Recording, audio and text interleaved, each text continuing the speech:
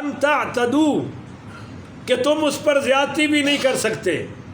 بولیے تم اس پر زیادتی بھی. یہ بھی ایک واقعہ اور ہے. اس کا نام تھا جی حطیم. بولیے کیا نام تھا؟ اچھا اس کا نام حطیم بھی آیا ہے اور ایک روایت میں اس کا نام آپ کو ابھی بتا دیتا ہوں اور ہے. اور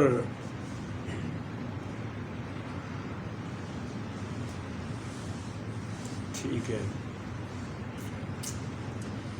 حتمہ بن ہند البکری. حتمہ بن ابن الہند البکری چھوٹے کاف کے ساتھ یہ اس کا نام تھا. یہ جب آیا تو اس نے اپنے جانور بھی بیچ لیے اور مدینہ میں آ کر اور کچھ جانور باہر کھڑے کر کے سرکار کی بارگاہ میں آیا اور بڑی میٹھی بولی بولا.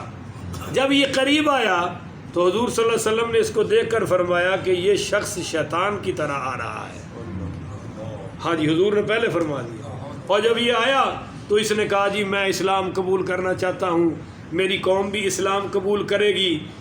قبیلہ ربیہ سے اس کا تعلق تھا اور یہ بڑی چکنی چپڑی باتیں کر کے بڑا صحابہ کو خوش کیا. پر جب یہ جانے لگا تو حضور پاک نے فرمایا لقد دخل بوجہ کافر وخرج بعقب غادر.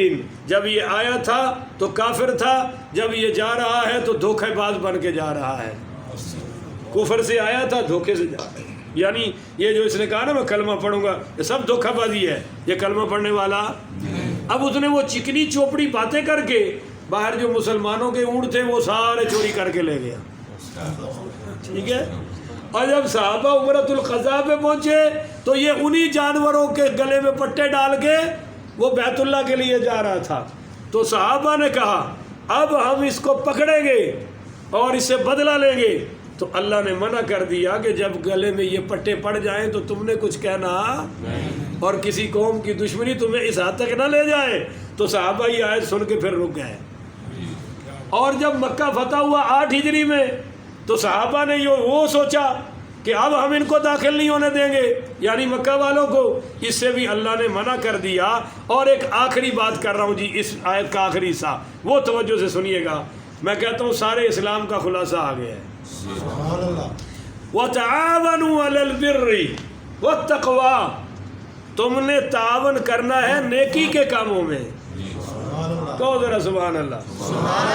وَالتَّقْوَى اور تقوی کے کاموں میں تمہارا تعاون اس طرح ہو. اور وَلَا تَعَاوَنُوا عَلَى الْإِثْمِ تم نے گناہ پر کوئی تعاون نہیں کرنا. بولیے گناہ پر کوئی تعاون میں کہتا ہوں کتنے بڑا آدمی آ جائے آپ سے کہہ جی شادی میں کنجر نچانے ہیں تو تعاون بولیے. کوئی کہے حرام بیچنا ہے تو تعاون.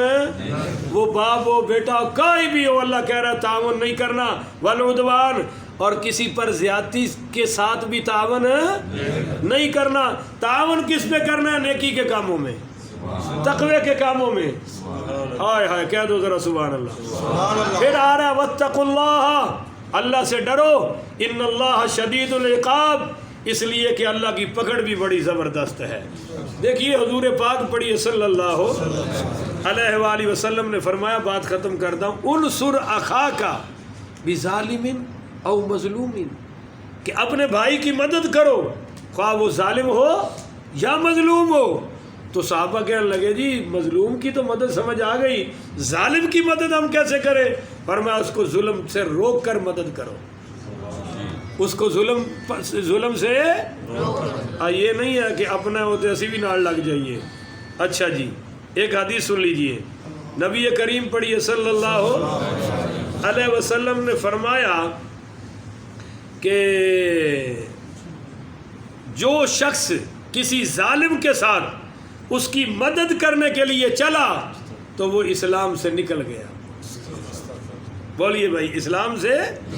اور اگلی حدیث رسول اکرم صلی اللہ علیہ وسلم نے فرمایا کہ قیامت کے روز آواز دی جائے گی کہاں ہیں ظالم لوگ اور کہاں ہیں ان کے مددگار. یہاں تک کہ وہ لوگ جنہوں نے ظالموں کے دوات قلم کو درست کیا وہ سب ایک لوہے کے تابوت میں جمع کر کے جہنم میں ڈال دیے جائیں گے۔ اس لیے بھائیو ہم کہتے ہیں کہ ظالموں کی نوکری بھی جائز ہے؟ نہیں ہے۔ یزید کا بیٹا بھی یزید تھا، یعنی اس کا نام یزید تھا، یزید ابن معاویہ۔ یہ جب یزید کا بیٹا تخت پر آیا تو صرف 38-39 دن رہا، اور اس نے پوری حکومت کے سربراہوں کا اجلاس بلایا، اور بالکل نوجوان تھا۔ کہنے لگا سنو بھائی، بڑی بادشاہی ہے، بڑا تخت ہے، بڑی حکومت ہے، پر مجھے وہ حکومت نہیں چاہیے جس کی بنیادوں میں آل رسول کا خون ہو۔ یہ تم جانو، تمہاری حکومت جانے، میں جا رہا ہوں۔ اور انہوں نے وہ حکومت چھوڑ کے چلے گئے۔ یزید کا بیٹا پڑھو رحمت اللہ علیہ، انہوں نے کہا میں اپنے ظالم باپ کے تخت پر بیٹھ سکتا، اور تھوڑے دنوں بعد وہ فوت ہو گیا اسی صدمے سے کہ میرے باپ نے آل رسول پر ظلم کیوں کیا ہے۔ اس لیے بھائی جب بھی تعاون کرو نیکی کے کاموں پر، جیسے آپ کر رہے ہیں، یہ آپ بیٹھے ہیں نا درس قرآن کے لیے، تو سمجھ لیں آپ نیکی کے کاموں میں مدد کر رہے ہیں۔ اللہ تعالیٰ سے دعا ہے اللہ مجھے اور آپ کو عمل کی توفیق عطا فرمائے۔ آخر ودعوانا ان الحمدللہ رب العالمین۔